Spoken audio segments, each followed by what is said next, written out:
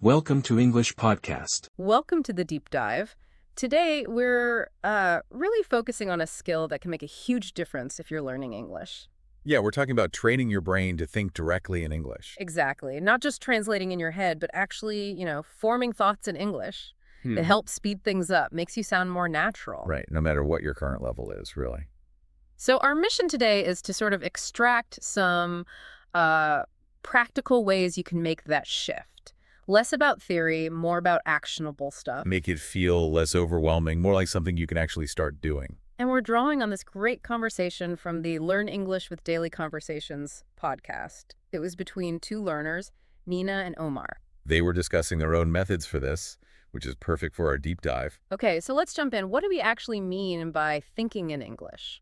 Well, at its core, it's about forming your sentences, your ideas directly in English, without that sort of detour through your native language first. Which sounds simple, but yeah, it can feel like a big mental jump initially, can it?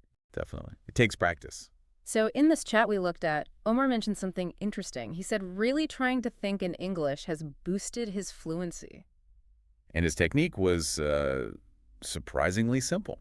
Yeah, he just started verbally labeling things, everyday stuff, actions he was doing. Right. Like if he's checking his phone, he'd literally say to himself, I'm checking my messages. Starting really basic, concrete things, not abstract ideas yet. Exactly. Focusing on the immediate, the physical actions. I'm walking, I'm opening the door, that kind of thing. Seems very doable. Totally. And Nina, the other learner, she heard this and was like, okay, I'm going to try that. Just describing her own actions out loud. Yeah. It's so practical, isn't it? You don't need anything special, just you and what you're doing. And Omar added a crucial bit about consistency. Oh, right. The time factor. Yeah, he said even just like 5 minutes of this kind of practice each day can make a real difference. Only 5 minutes. That really lowers the barrier to entry, It does. Short, regular practice. That seems to be the key.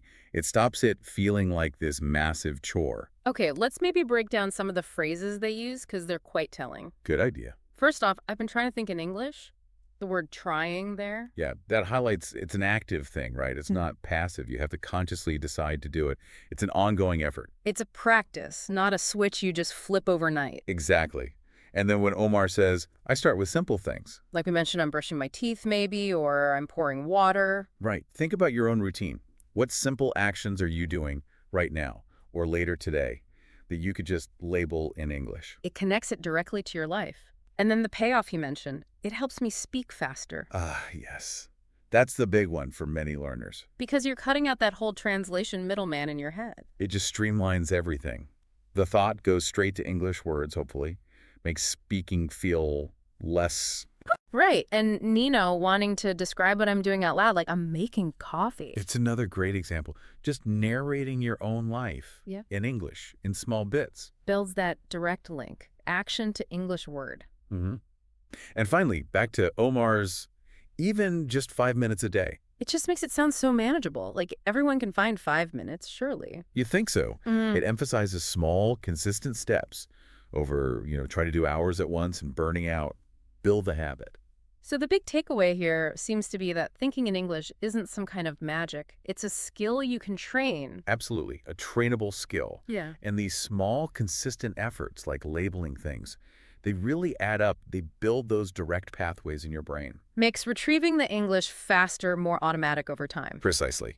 Okay, so let's give you listening a little challenge then, a practical step. Go for it. For the next 5 minutes, right after this deep dive finishes, try it. Just verbally describe what you're doing, out loud, if you can. And don't stress about mistakes. Seriously. No, not at all. It's just a low-pressure experiment. See how it feels? Yeah, just give it a shot. And maybe that leads to a bigger thought for you. Well, think about your day. What other little moments, maybe even shorter than 5 minutes, could become these little pockets of thinking in English practice? Ooh, like waiting for the kettle to boil or during a commercial break? Exactly. Those little fragments of time. How could you start using them to consciously label your world, your actions, in English? Something to consider.